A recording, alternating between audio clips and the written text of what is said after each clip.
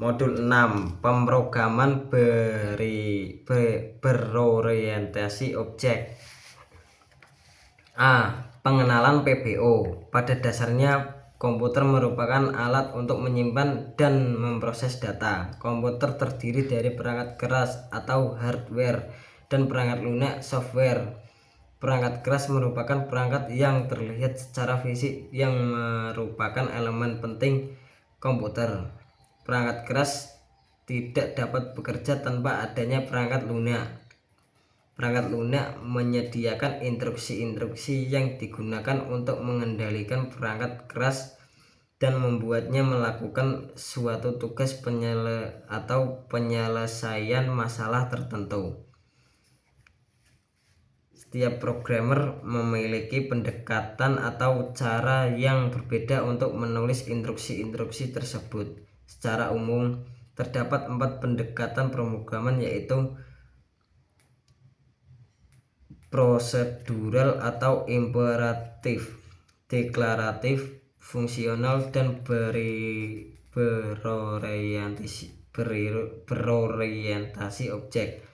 Pendekatan berorientasi memiliki kemampuan untuk melakukan aksi dan saling terkait antar satu objek dengan yang lainnya untuk mencapai tujuan tertentu.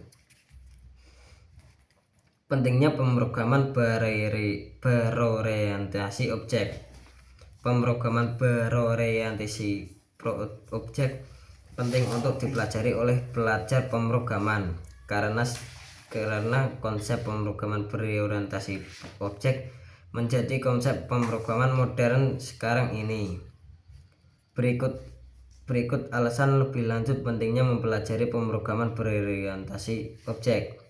A. Memiliki kemampuan pemeliharaan program yang cepat dan efisien atau tanpa merombak sistem dibanding dengan paradigma pemrograman yang lain.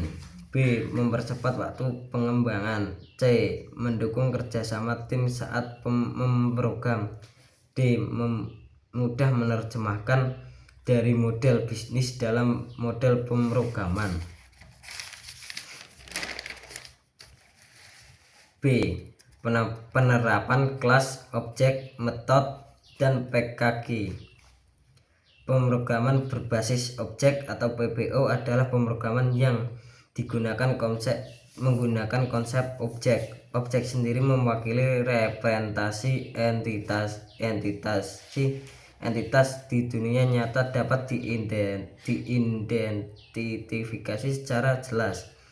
Contoh, seorang siswa, smartphone, persegi panjang, lingkaran, dan bahkan pembayaran dapat dilihat sebagai objek.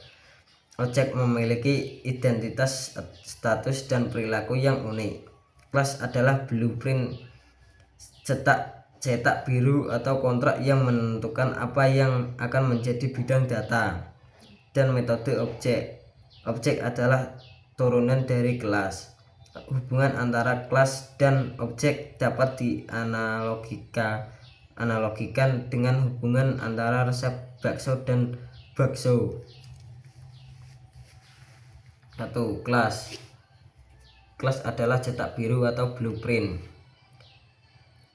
dari objek, atau dengan kata lain sebuah kelas menggambarkan ciri-ciri objek secara umum. Sebagai contoh, Mobile Legends, Free Fire, PUBG Mobile, dan Call of Duty merupakan objek dari kelas game.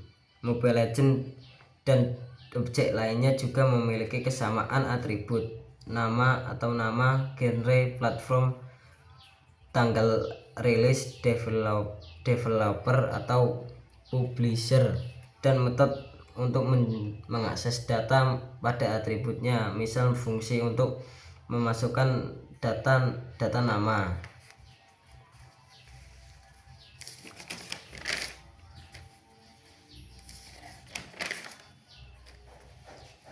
C. Macam-macam akses modifier.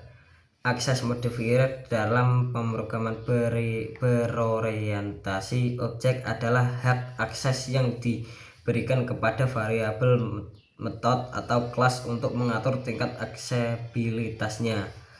Hak akses sendiri diberikan oleh pembuat program sebagai salah satu bentuk implementasi dari pemrograman berorientasi objek itu sendiri.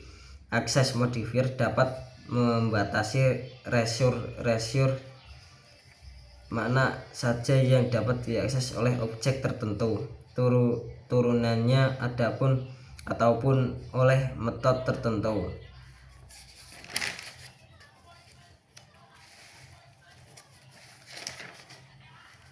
1. Private Access Modifier. Private Access Modifier adalah jenis modifier yang digunakan untuk membunyikan data atau fungsi anggota kelas dari kode di luar itu sendiri. Artinya anggota yang dideklarasikan sebagai private hanya dapat diakses dari dalam kelas tersebut.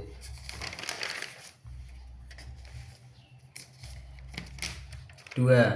Protected Access Modifier. Protected Access Modifier adalah salah satu jenis akses modifier yang digunakan dalam bahasa pemrograman seperti C++ untuk mengatur aksesibilitas dari kelas, atribut, dan metode ketika suatu pengguna atau atribut atau metode dalam sebuah kelas diberi protected access modifier. Anggota tersebut dapat diakses dari dalam kelas itu sendiri dan kelas turunannya atau subkelas.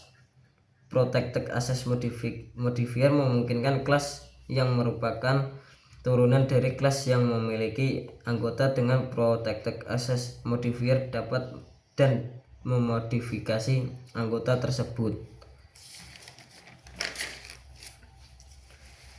D. Karakteristik PBO. Prinsip-prinsip fundamental dalam paradigma pemrograman berorientasi objek PBO adalah aspek-aspek kunci yang membentuk fondasi dari bagaimana PBO beroperasi dan mengapa itu menjadi pendekatan yang sangat diinginkan dalam pengembangan perangkat lunak. Karakteristik PBO adalah pilar-pilar konseptual yang tidak hanya menggambarkan cara kerja PBO tetapi juga mengilustrasikan dan manfaat yang diperoleh dari menerapkan pendekatan ini dalam proses pengembangan perangkat lunak. Contoh 1. Enkapsulasi atau pengapsulan adalah membuat properti menjadi modifier private sehingga dapat melindungi data dan membuat kelas mudah dikelola.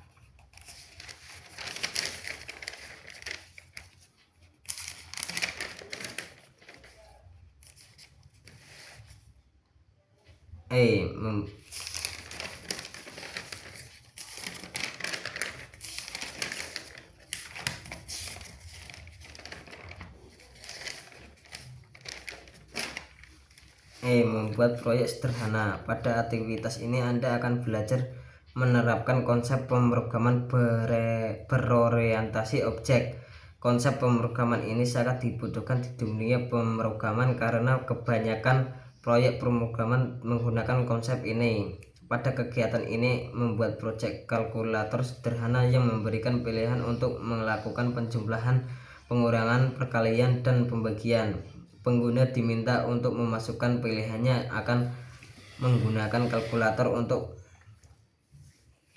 apa. Berikutnya langkah-langkah yang bisa diikuti. 1. Buatlah proyek dengan nama sesuai yang dikehendaki. 2. Buatlah kelas kalkulator dengan metode penjumlahan, pengurangan, pembagian, dan perkalian. Metode ini akan menggunakan tipe data double karena bilangan berkemungkinan bisa menjadi pecahan.